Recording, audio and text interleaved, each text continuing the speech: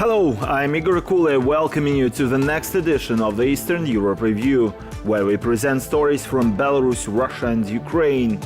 This program is a common project of BELSAT TV and TVP World. And now let's take a look at today's headlines. The Lukashenka regime ideologists brainwash children in special camps and classes all over Belarus. They create a program that is a mixture of propaganda and ideology. How do ordinary Russians protest against the war despite being repressed? Our country is bombing another country, and we can't stand it. Harrowing testimonies of Ukrainian women raped by Russian soldiers. He was moving with a machine gun between my legs, with his hands and all sorts of things. The number of the so-called military patriotic clubs in the Belarusian educational system has multiplied over the past 2 years.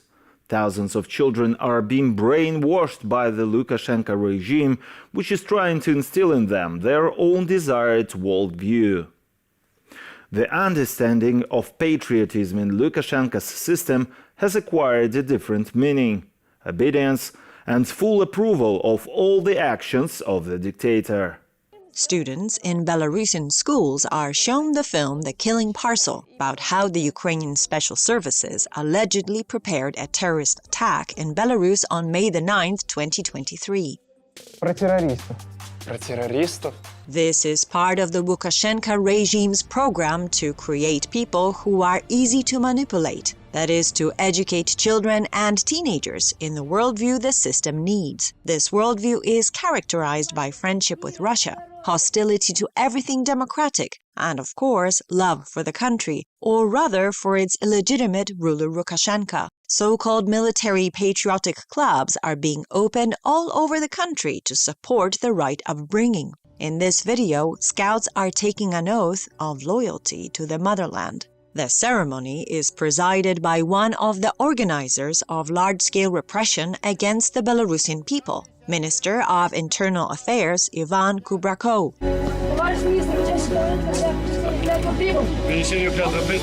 Indeed, patriotic education is seen by the Lukashenka regime as an education in a militaristic context. The decree on the development of so-called military patriotic clubs, so that they appear in every town, was signed by Lukashenka last May. Almost 36 so-called military patriotic clubs, which are attended by 1,700 people, have been created by the Lukashenka regime's security forces. In total, there are about 800 such structures in the education system, and according to approximate estimates, about 48,000 children and teenagers can be involved in their activities. In addition, by the end of the year, the regime is planning to create patriotic classes in every school. For such a new person, a Homo Sovieticus or a Homo Hitlericus, they create a program that is a mixture of propaganda and ideology. It needs to be accepted without criticism and with enthusiasm. Such a person must first of all learn to recognize the enemy and react accordingly. In this case, the enemy is any Belarusian, foreigner or foreign state that doesn't support the Lukashenka regime and its political course and promotes democratic changes. The state offers Belarusian children involved in so-called patriotic activities special treatment at school, preferential admission to universities, and special thanks from Lukashenka. There's not only military and physical training. Our students shoot. We have guns. We have lectures and patriotic education. They are educated according to patriotism towards our republic. 140 special camps for children have been organized for the coming summer holidays. According to our estimates, up to 100,000 students will take part in them. Teachers are trained to teach ideology separately during advanced training courses. The heads of educational institutions must know exactly in which direction they should work with their teams and students. So these programs have been revised, and additional modules on civic patriotic and military patriotic education have been introduced. The Lukashenka state controls the content of education, introduces ideological hours, removes dangerous authors and historical figures from the school curriculum. But although the media and social networks complicate the hypocritical education of the regime, the consequences of such brainwashing will be noticeable even in the future democratic Belarus. There are thousands of people in Russia who continue to openly condemn the war, even when they know about government repressions. Those people pay a hefty price for their views. Natalia Filonova is on trial because of her anti-war political views. She's been held in a pre-trial detention center for 6 months now, and her adopted 15-year-old disabled son has been placed in an orphanage. The boy can't see his mother, nor even came to the court.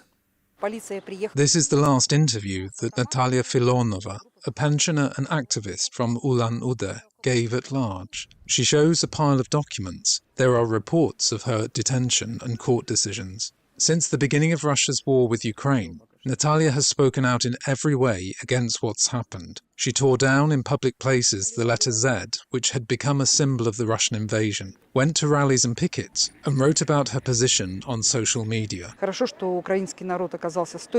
is good that the Ukrainian people turned out to be very persistent. It is good that there were forces that were able to resist the Armada. At the same time, I am very sorry for our dead boys who were thrown like cannon fodder without any explanation. I don't think they went there of their own free will as militarists and invaders. They were just put in those conditions, and that's why it's sad to realize that we couldn't stop this militarism. We couldn't do anything about it. After Filonova was sent to a detention center, the guardianship authorities took her teenage son with disabilities, whom she was raising alone, to an orphanage. Now she faces up to 10 years in prison. However, she hasn't given up her pacifist beliefs and has refused to leave the country. I'm very glad to see you. Gulia Muhamedyanova is a teacher from Kazan. She gives online classes to a Ukrainian schoolgirl who was forced to leave for Israel. The student is learning English to enter a foreign university. The teacher doesn't take any money for the lessons. She considers it to be her own contribution to the cause of helping the people of Ukraine who are suffering as a result of Russian aggression. There is a war going on that was declared by us. Our country is bombing another country, and we can't stand it. The war is terrible, but it has a silver lining for Ukrainians who have left their country. They will come back after the war with at least an improved foreign language and broaden horizons. Recently, the teacher has been intimidated on social media. The police and prosecutor's office have threatened her with criminal charges. It was a response to a photo posted on the internet by local propagandists. The teacher held a one-person anti-war protest. Because of that, the court fined her $250. The authorities accused her of so-called discrediting the Russian army. Gulia is now being followed by investigators, but she doesn't intend to leave the country. In Russia, it is forbidden to criticize not only the war, mercenaries and the army, but also the commander-in-chief of the country. A court in St. Petersburg has given a 2-year suspended sentence to a local resident, Irina Tsibaneva, who had left a note on the grave of the Russian President Vladimir Putin's parents. She was found guilty of desecrating burial places motivated by political hatred. She wrote that these people raised a freak and a murderer, and the whole world is praying for his death. I think it is important for me to express my anti-war opinion. In my childhood, I was taught not to be indifferent and to do what you think is right. But now people around me keep telling me more and more to sit quietly and not draw attention to myself. This makes me feel rattled. The most important thing now is to do the right thing. Among those who have paid the price for their anti-war stance are well-known politicians Vladimir Kara-Murza, Ilya Yashin, Yevgeny Roizman and others who are popular across the country. But ordinary Russians are also trying to have their say against the war by staying in the country, even despite persecution. Russian aggression in Ukraine has brought not only thousands of killed and wounded civilians, but also hundreds of cases of sexual violence. The Office of the Prosecutor General of Ukraine has officially registered more than 150 crimes of this nature committed by the Russian military. But the scale could be larger, as now there is no access to the temporarily occupied territories of Ukraine. Our correspondent has spoken to women who found the courage to speak publicly about their experiences of sexual violence.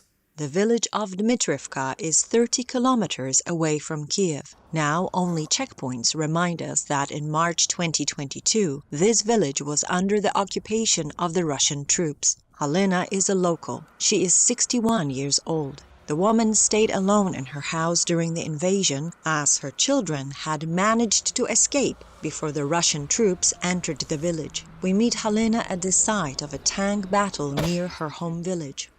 There's a lump in my throat, and it brings tears to my eyes when I recall the moments, the days, and the events that happened here. The woman recalls that the village was completely isolated from the outside world for 3 weeks. The Russian soldiers searched houses every day, intimidating and humiliating the inhabitants. Halina says it was all bearable, but not what happened to her on March 19, 2022.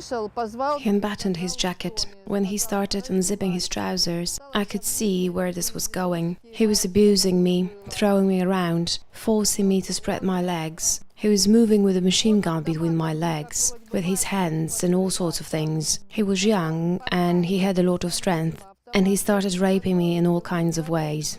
Halina could receive her first medical treatment only a month after the incident, when the Ukrainian troops liberated Dmitrivka from the invaders. After that, the medical examination was followed by witness statements at the prosecutor's office and psychological help. I started crying and letting go. I have been weeping for months, and no matter how much I restrain myself, my eyes still fill with tears. I feel so sorry for all the people out there. I understand how hard it is for them and how long they have been there, for a long time, and how many cases can still be found there. Understanding the gravity of what has happened to her and the possible ostracism and fear, Halina has agreed to tell her story publicly anyway. She joined an NGO, Sema Ukraine, which collects stories of victims from the liberated territories who suffered sexual and psychological abuse committed by the Russian soldiers. In total, more than 30 stories of women who have been subjected to such crimes have already been collected. These are the women we know about. Some of them are interviewed remotely, but they are willing to tell us, our circle at least, about something.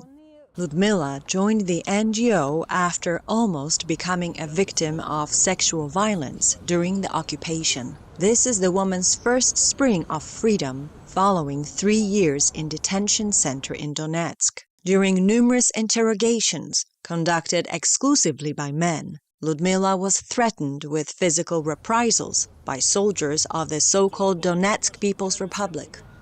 He said, if you talk a lot, your mouth will be busy, because we have guys. Some mercenaries who fought against Ukraine were indeed coming there to the first floor. They had something like a dormitory there. They were drinking and fighting. They also used to bring either girls or guys there to have fun. The human rights activist managed to escape from occupied Donetsk thanks to a lawyer who traced the woman's whereabouts in a pre-trial detention center. In October 2022, Ludmila returned to the controlled part of Ukraine during the first large-scale women's exchange.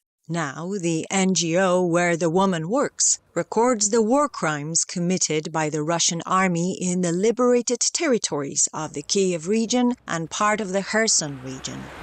If we talk about the period before the full-scale invasion, it's more than 200 cases, but this is information from those who have spoken directly about it. What is really important is that these crimes do not only concern women, but also men. According to an NGO, Eastern Ukrainian Center for Civic Initiatives, there are around 60 locations in the occupied part of Luhansk and Donetsk regions where sexual crimes have been committed by the pro-Russian militants since 2014. Since the full-scale invasion, according to the Prosecutor General's office, 155 people have agreed to bring cases to court and talk about the sexual violence committed against them. Out of these, 106 were women, 38 were men, and 11 were minors. And that's all for today. The Eastern Europe Review will be back next Sunday. I'm Igor Kuley. Please stay with us here on TVP World and support Ukraine.